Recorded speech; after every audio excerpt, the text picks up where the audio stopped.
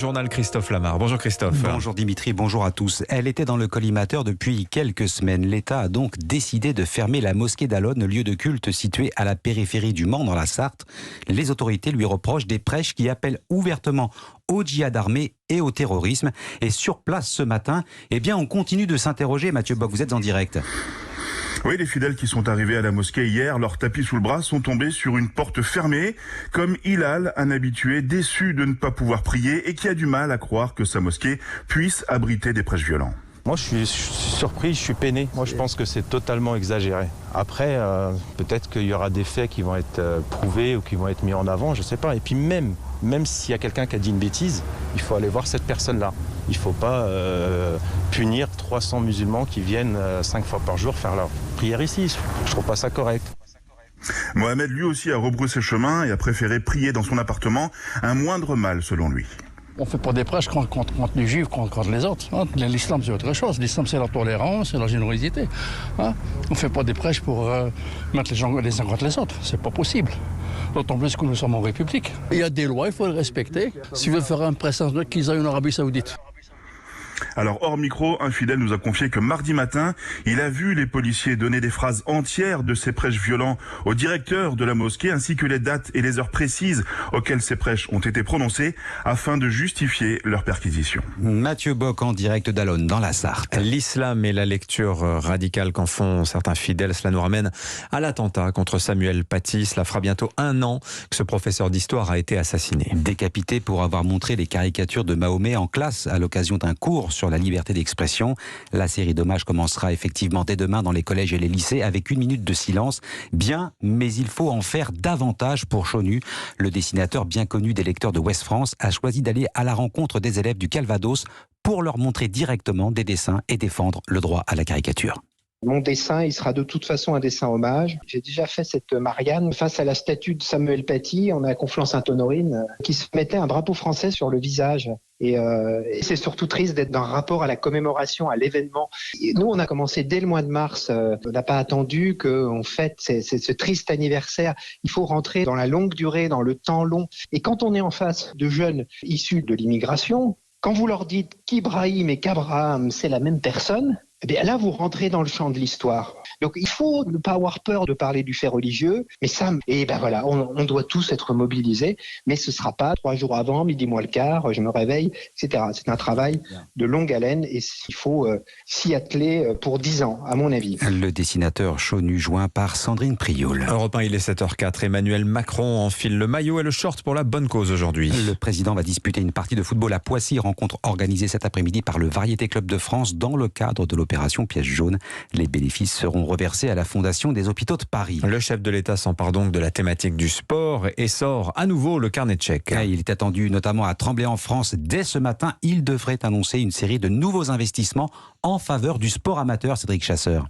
Oui, le président veut profiter des Jeux Olympiques en France pour faire évoluer la culture du sport, aussi bien dans la pratique que dans les infrastructures. Emmanuel Macron va miser sur les équipements sportifs de proximité, à l'intérieur même des quartiers. Pour cela, le chef de l'État va débloquer une enveloppe de 250 millions d'euros de nouveaux crédits alloués à l'Agence nationale du sport pour construire d'ici 2024 5000 lieux dédiés au sport. Des city-stades, des dojos, des terrains de tennis padel ou de basket ou encore des skateparks. L'État financera à hauteur de 50% la construction ou la requalification de ces équipements, un taux qui pourrait grimper jusqu'à 80%, voire même 100% en Outre-mer. Les territoires en manque d'équipements sportifs seront évidemment privilégiés, à commencer par la Seine-Saint-Denis où sera le président ce matin et Marseille où il se rendra demain et samedi. La campagne pour la présidentielle à droite, l'horizon se dégage un petit peu pour Xavier Bertrand. À moins de 2 mois du congrès d'investiture, le président des Hauts-de-France enregistre le renfort du patron des députés, les Républicains, à l'Assemblée. Le soutenir, c'est jouer la gagne, dit Damien Abad.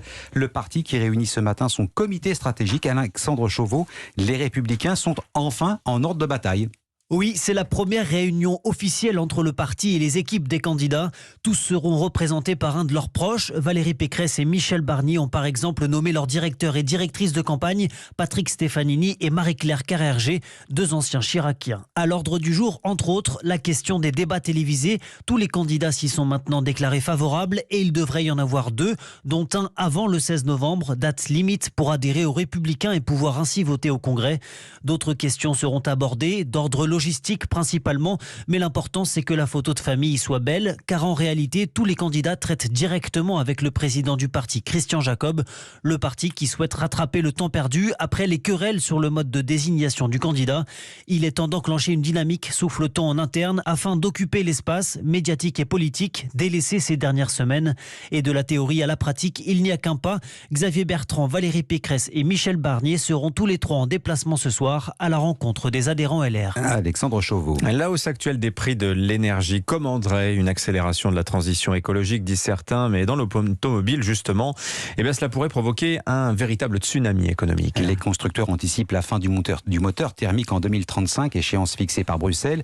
Ce sera l'électricité ou l'hydrogène, mais plus l'essence, et cela pourrait se traduire par des dizaines de milliers de suppressions d'emplois, 30 000 rien que chez Volkswagen. C'est le scénario du pire retenu par la direction. Aurélien Fleureau.